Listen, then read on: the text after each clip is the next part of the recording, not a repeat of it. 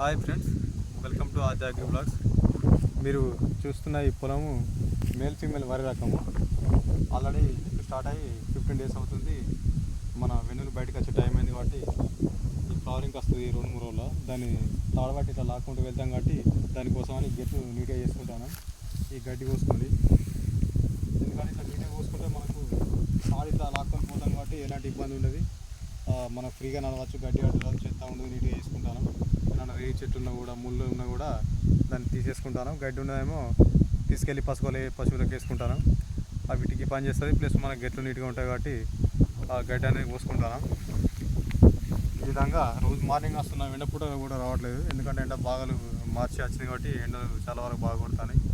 Morning టైంలో వచ్చి 7 o'clock వచ్చి గడ్డి పోసుకుంటాను. ఈ విధంగా